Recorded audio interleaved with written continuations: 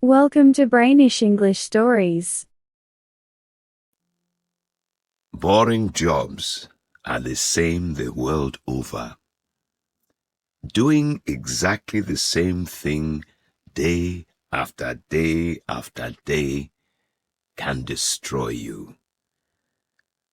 The man who tells this story works as a bus conductor on a route between towns in Malawi.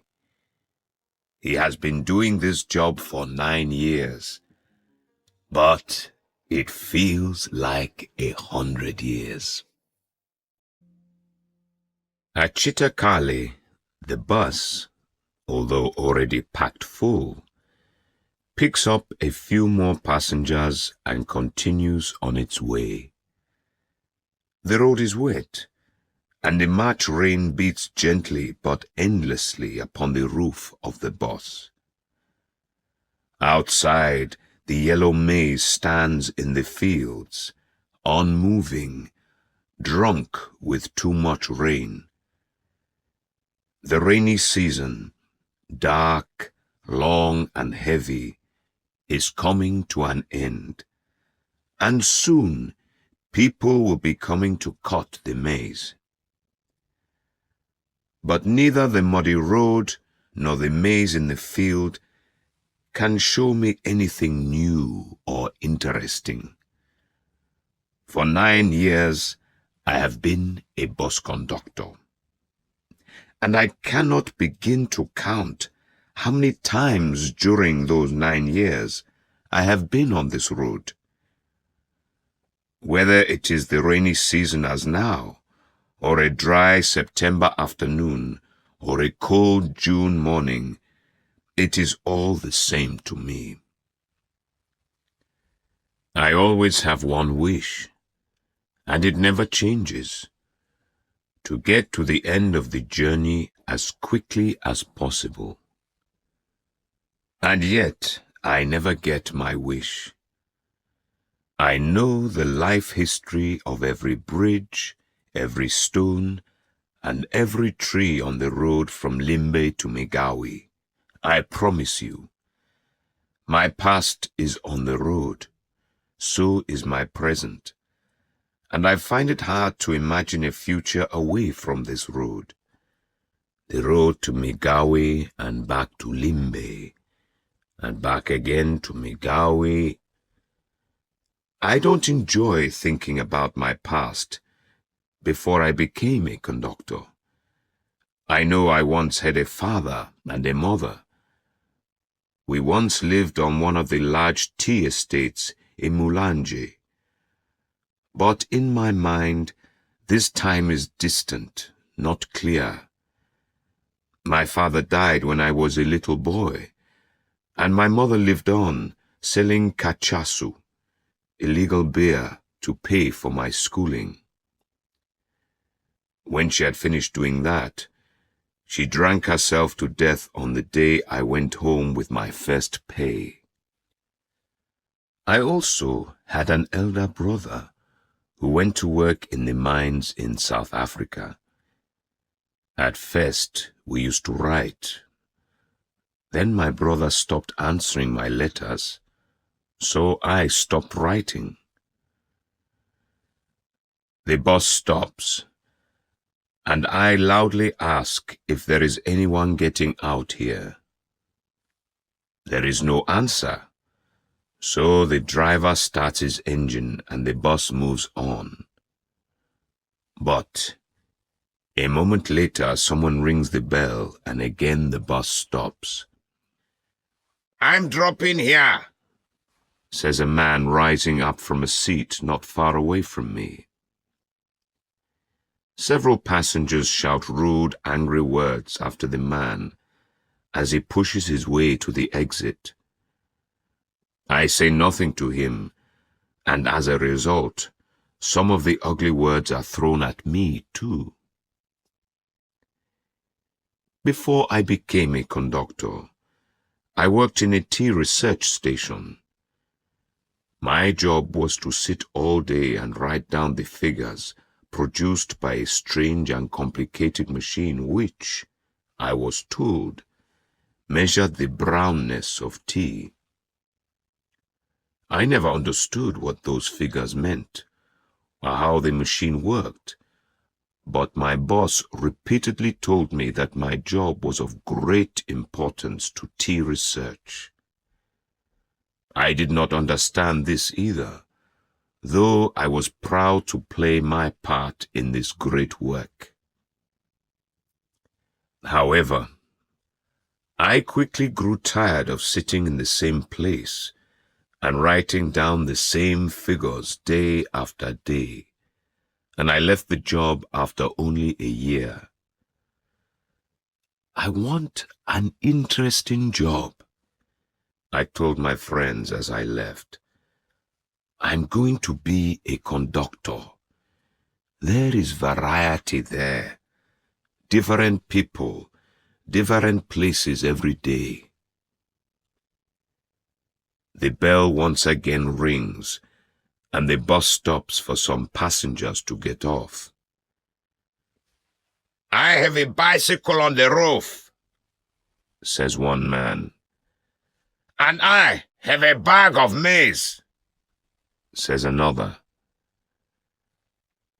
I'm sure I know the reason why I'm growing so thin. My ears have grown tired of hearing such things.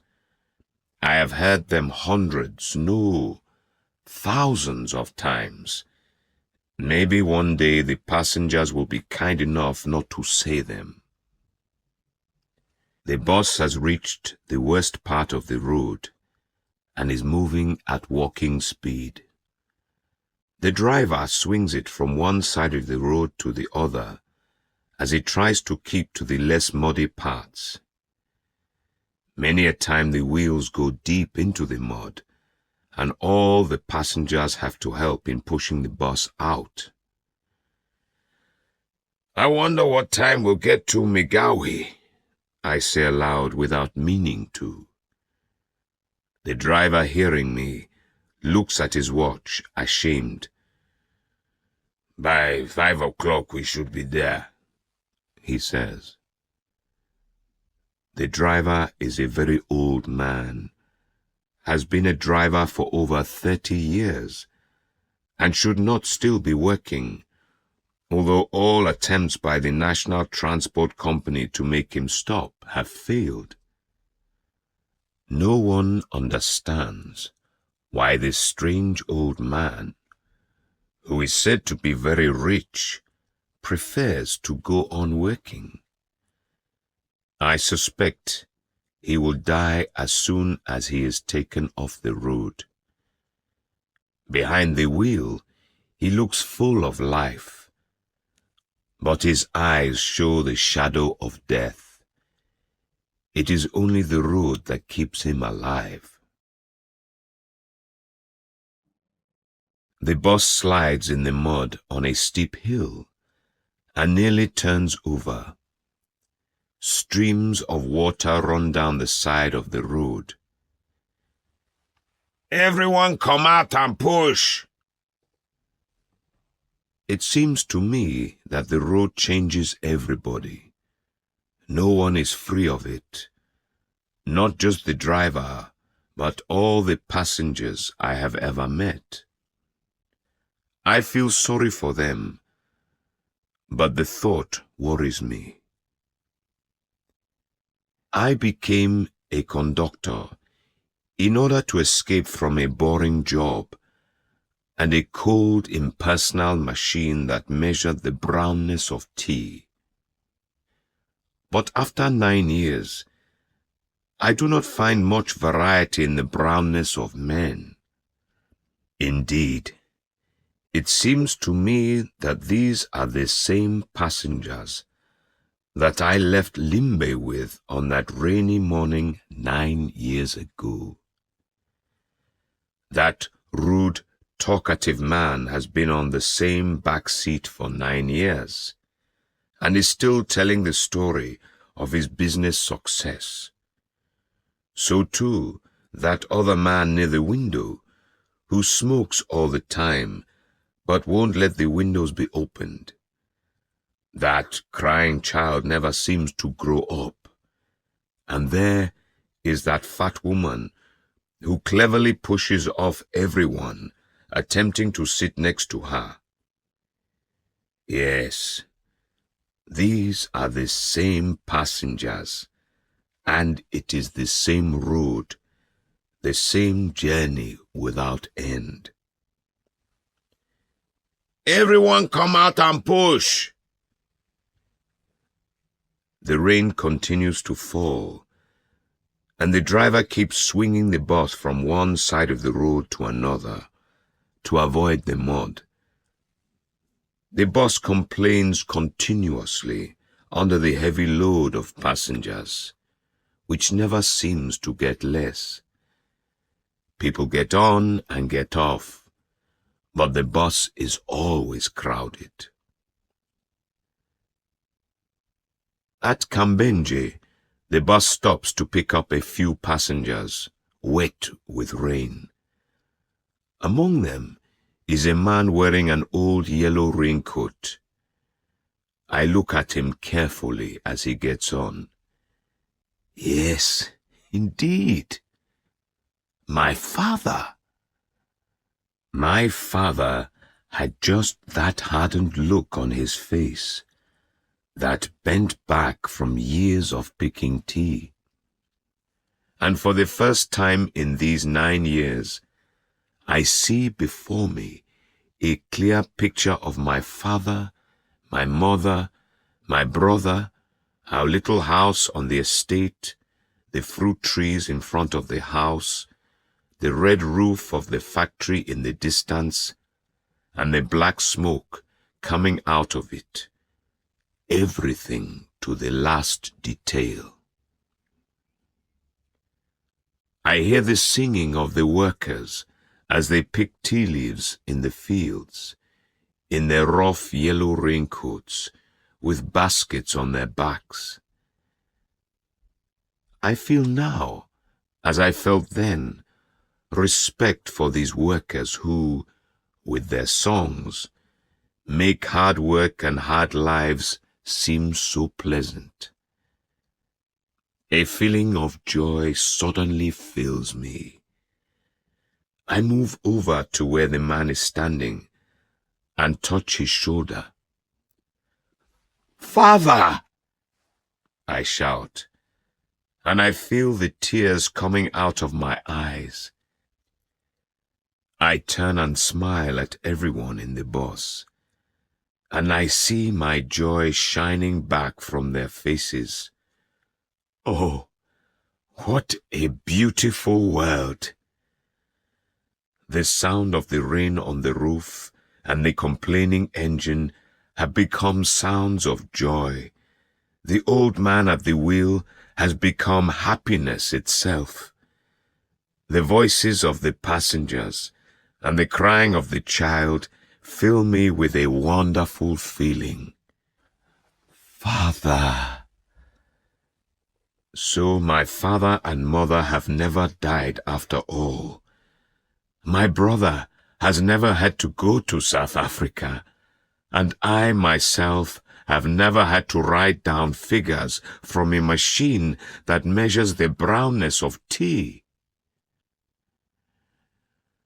But suddenly, the bus comes to a violent stop, and all the standing passengers fall over one another. I try to stay on my feet by holding on to the man I had called my father. But he is already falling, and he pulls me down with him. Everything in my dream disappears. I seem to be coming back from the dead as I and the man I had called my father help each other to our feet. Everyone get out and push! The bus has once again got trapped in the mud. The 2 front wheels are in so deep that it is going to take hours before we can continue. By 7 o'clock we should be at Migawe, says the driver, when we have finally succeeded in pulling the bus out. Once, those words used to calm me down. But now, as I hear them, I feel cold all over. The idea of arrival has now begun to frighten me. I say nothing, and instead look at the maze in the fields outside.